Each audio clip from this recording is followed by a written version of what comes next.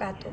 Perkenalkan, nama saya Reva Ayunda Melki dengan NIM 2314010267. Baik, di sini saya akan memenuhi tugas mata kuliah Tafsir Tarbawi dengan membuat video untuk memenuhi mata kuliah dengan Bapak dosen pengampu, yaitu Bapak Dr. Zulheldi MAG dan Ibu Sartika Fortuna Ihsan MAG. Baiklah, di sini saya akan membacakan Al-Quran Surah An-Nahl ayat 125 sampai 128. A'udzu billahi minasyaitonir rajim. Bismillahirrahmanirrahim. Ud'u ila sabili rabbika bil hikmati wal mau'izatil hasanati wajadilhum billati hiya ahsan.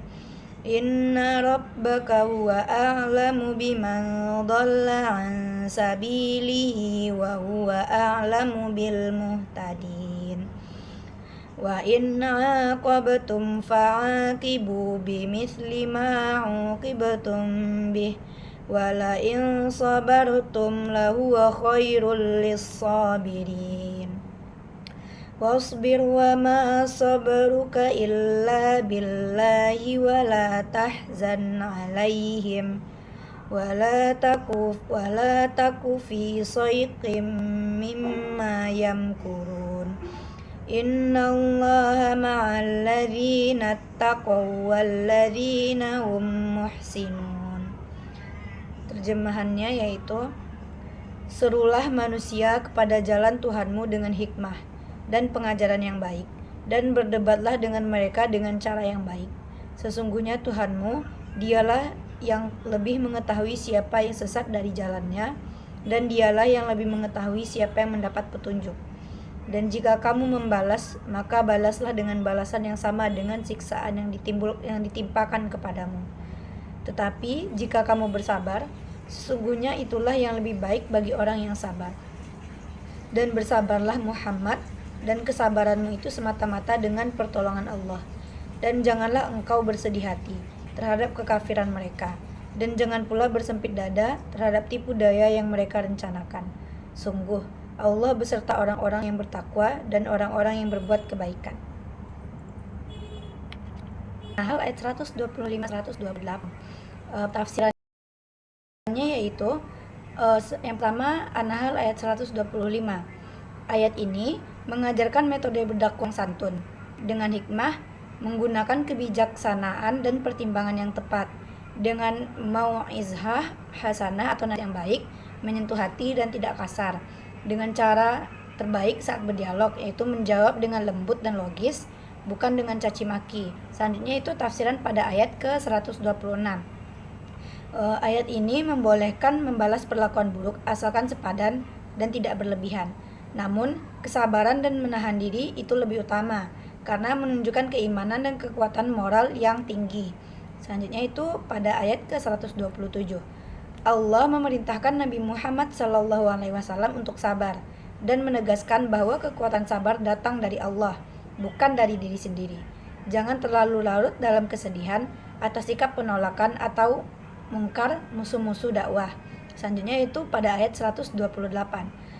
Allah menutup dengan janjinya, pertolongan dan keberkahannya bersama dengan orang yang bertakwa, mukmin, dan orang-orang yang berbuat baik. Ini motivasi besar bagi para orang beriman agar tetap di jalan kebenaran meskipun memiliki banyak rintangan.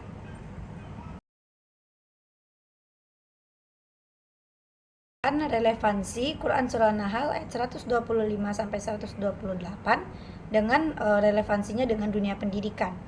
Yang pertama yaitu metode pembelajaran yang bijak dan humanis.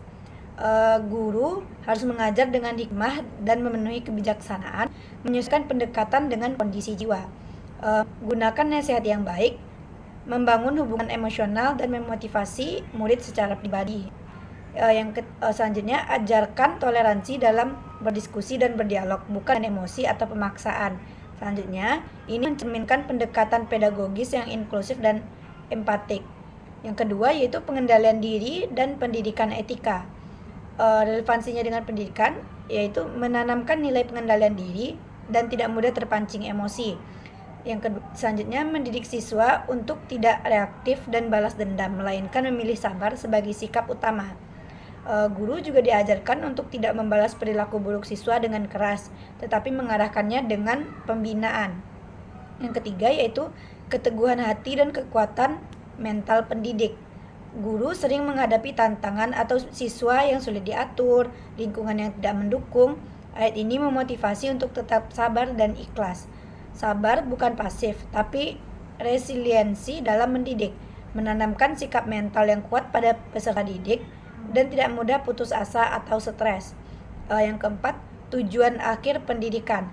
Pendidikan bertujuan melahirkan insan bertakwa dan berakhlak mulia, menekankan nilai ihsan yaitu kebaikan, kualitas tinggi dalam berbuat kebaikan sebagai standar perilaku siswa dan guru. Ini menjadi arah utama pendidikan spiritual, moral, dan sosial. Jadi, kesimpulannya yaitu ayat 125 sampai 128 ini sangat relevan dengan pendidikan karena mengandung metodologi pengajaran yang efektif, nilai karakter utama, dan keteladanan guru dalam mendidik serta tujuan akhir pendidikan. Baik, sekian materi dari saya akhiri dengan Assalamualaikum warahmatullahi wabarakatuh.